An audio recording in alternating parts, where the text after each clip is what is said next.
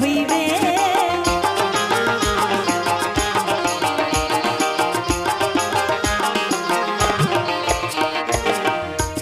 এই নতুন গাড়ি আজ নতুন আছে, কত লাফালাফি ছোটাছুটি দৌড়াদৌড়ি, কাল তো আর নতুন থাকবে না।